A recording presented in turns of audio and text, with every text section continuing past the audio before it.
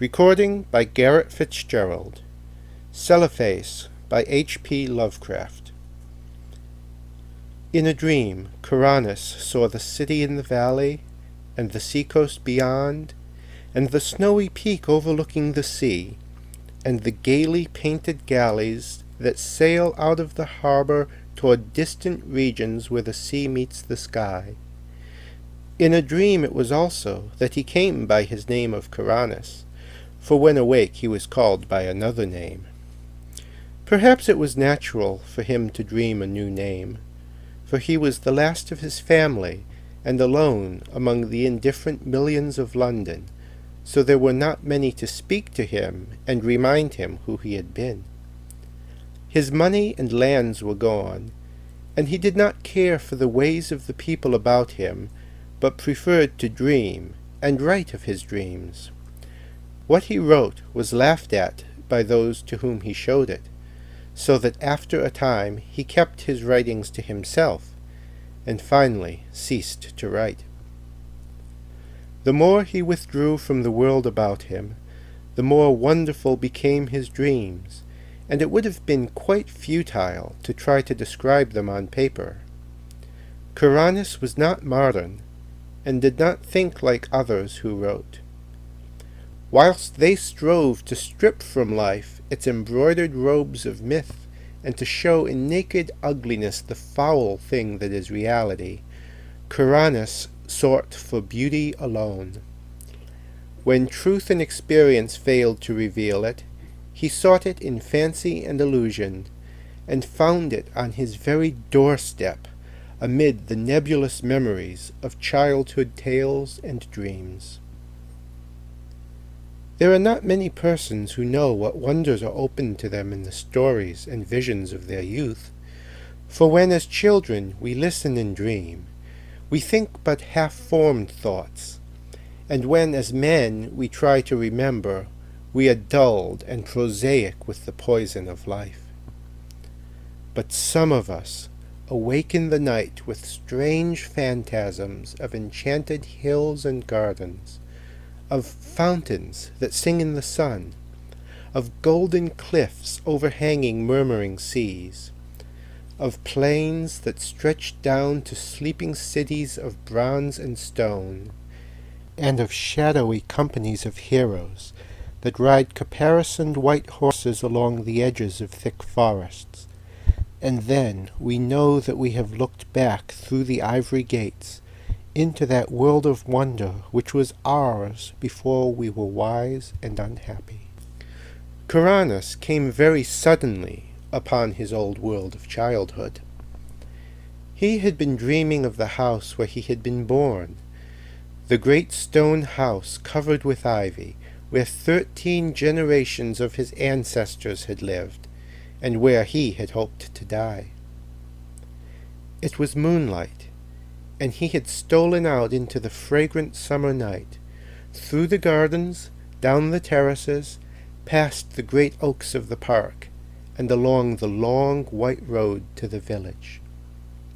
The village seemed very old, eaten away at the edge, like the moon which had commenced to wane, and Kuranes wondered whether the peaked roofs of the small houses hid sleep or death. In the streets were spears of long grass, and the window-panes on either side broken or filmily staring. Kuranes had not lingered, but had plodded on, as though summoned toward some goal. He dared not disobey the summons, for fear it might prove an illusion like the urges and aspirations of waking life, which do not lead to any goal.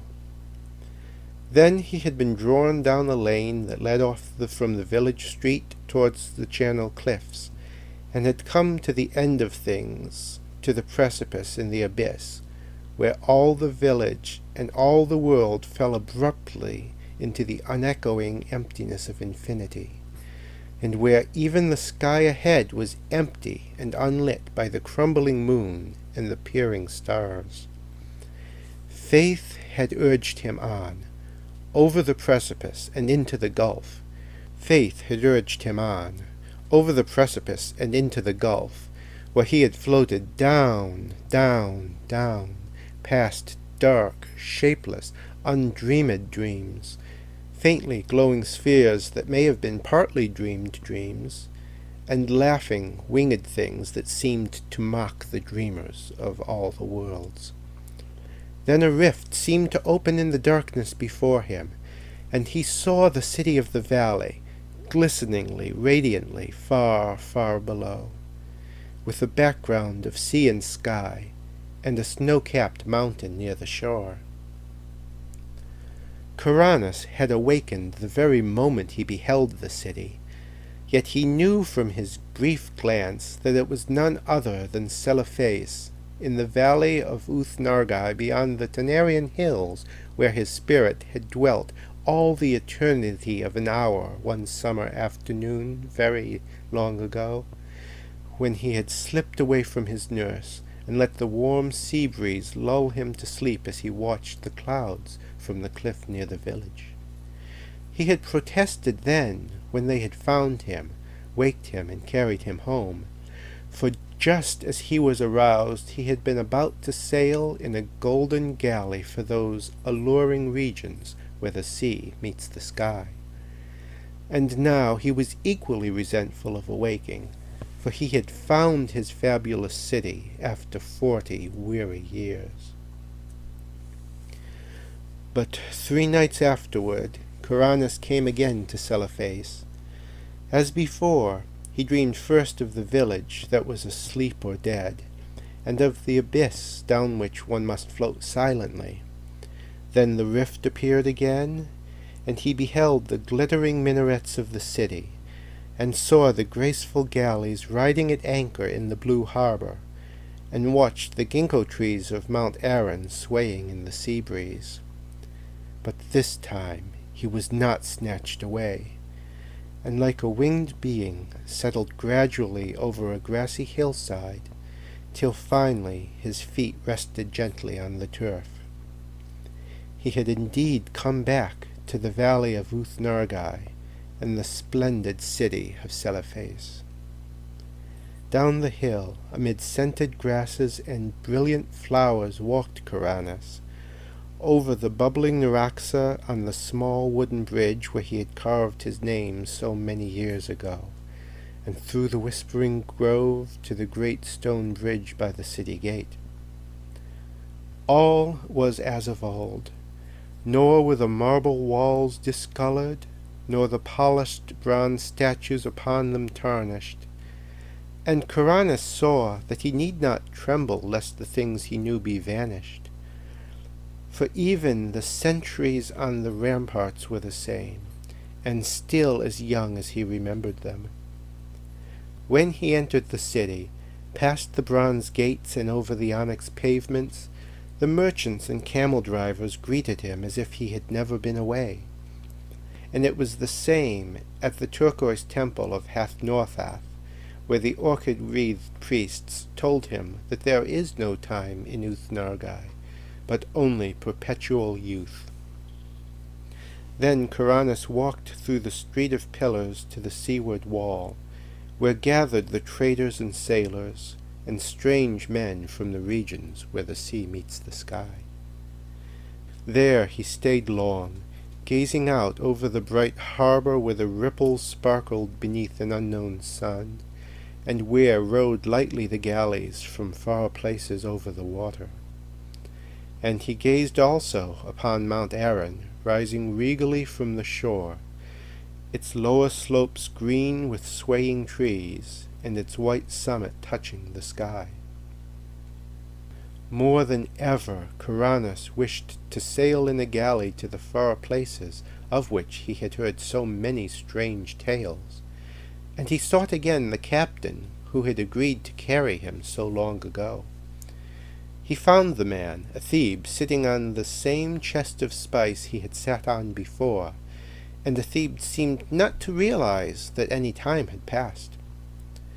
Then the two rowed to a galley in the harbor, and giving orders to the oarmen, commenced to sail out into the billowy Serenarian sea that leads to the sky. For several days they glided undulatingly over the water, till finally they came to the horizon where the sea meets the sky. Here the galley paused not at all, but floated easily in the blue of the sky among fleecy clouds tinted with rose. And far beneath the keel, Kuranes could see strange lands and rivers and cities of surpassing beauty, spread indolently in the sunshine, which seemed never to lessen or disappear. At length Athebe told him that their journey was near its end, and that they would soon enter the harbor of Seranian, the pink marble city of the clouds, which is built on that ethereal coast where the west wind flows into the sky. But as the highest of the city's carven towers came into sight, there was a sound somewhere in space, and Kuranes awaked in his London garret. For many months after that, Kuranes sought the marvelous city of Celephaïs and its sky-bound galleys in vain, and though his dreams carried him to many gorgeous and unheard-of places, no one whom he met could tell him how to find Uthnargai beyond the Tanarian hills. One night he went flying over dark mountains where there were faint, lone campfires at great distances apart, and strange, shaggy herds with tinkling bells on the leaders. And in the wildest part of this hilly country, so remote that few men could ever have seen it, he found a hideously ancient wall or causeway of stone, zigzagging along the ridges and valleys, too gigantic ever to have risen by human hands, and of such a length that neither end of it could be seen. Beyond that wall in the grey dawn he came to a land of quaint gardens and cherry trees, and when the sun rose he beheld such beauty of red and white flowers, green foliage and lawns, white paths, diamond brooks, blue lakelets, carven bridges, and red-roofed pagodas, that he for a moment forgot Celephaïs in sheer delight. But he remembered it again when he walked down a white path toward a red-roofed pagoda, and would have questioned the people of this land about it, had he not found that there were no people there, but only birds and bees and butterflies. On another night, Kuranes walked up a damp stone spiral stairway endlessly, and came to a tower window overlooking a mighty plain and river lit by the full moon. And in the silent city that spread away from the river bank he thought he beheld some feature or arrangement which he had known before. He would have descended and asked the way to Uthnargai, had not a fearsome aurora sputtered up from some remote place beyond the horizon, showing the ruin and antiquity of the city, and the stagnation of the reedy river, and the death lying upon that land, as it had lain since King Kynaratholis came home from his conquests to find the vengeance of the gods. So Kuranes sought fruitlessly for the marvelous city of Celephaïs and its galleys that sailed to Seranian in the sky, meanwhile seeing many wonders, and once barely escaping from the high priest not to be described, which wears a yellow silken mask over its face, and dwells all alone in a prehistoric stone monastery in the cold desert plateau of Leng. In time, he grew so impatient of the bleak intervals of the day that he began buying drugs in order to increase his periods of sleep. Hashish helped a great deal, and once set him to a part of space where form does not exist, but where glowing gases study the secrets of existence. And a violet-colored gas told him that this part of space was outside what he had called infinity. The gas had not heard of planets and organisms before, but identified Kuranes merely as one from the infinity where matter, energy, and gravitation exist. Kuranes was now very anxious to return to minaret-studded Celephaïs, and increased his doses of drugs. But eventually he had no more money left, and could buy no drugs. Then one summer day he was turned out of his garret, and wandered aimlessly through the streets, drifting over a bridge to a place where the houses grew thinner and thinner. And it was there that fulfillment came, and he met the cortege of knights come from Celephaïs to bear him thither forever. Handsome knights they were, astride roan horses and clad in shining armor, with tabards of cloth of gold curiously emblazoned. So numerous were they that Kuranes almost mistook them for an army, but they were sent in his honor, since it was he who had created Uth-Nargai in his dreams, on which account he was now to be appointed its chief god for evermore. Then they gave Kuranes a horse, and placed him at the head of the cavalcade, and all rode majestically through the downs of Surrey, and onward toward the region where Kuranes and his ancestors were born. It was very strange, but as the riders went on they seemed to gallop back through time. For wherever they passed through a village in the twilight, they saw only such houses and villages as Chaucer or men before him might have seen, and sometimes they saw knights on horseback with small companies of retainers. When it grew dark they travelled more swiftly, till soon they were flying uncannily as if in the air. In this dim dawn they came upon the village which Kuranes had seen alive in his childhood, and asleep or dead in his dreams. It was alive now, and early villagers curtsied as the horsemen clattered down the street and turned off into the lane that ends in the abyss of dreams. Kuranes had previously entered that abyss only at night, and wondered what it would look like by day, so he watched anxiously as the column approached its brink.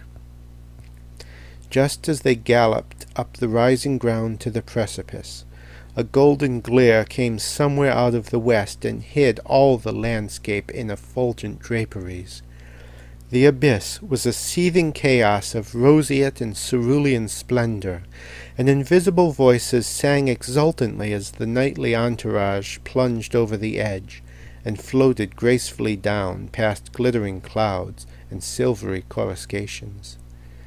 Endlessly down the horsemen floated, their chargers pawing the ether as if galloping over golden sands, and then the luminous vapors spread apart to reveal a greater brightness, the brightness of the city Celephaïs, and the sea-coast beyond, and the snowy peak overlooking the sea, and the gaily painted galleys that sail out of the harbor toward distant regions where the sea meets the sky.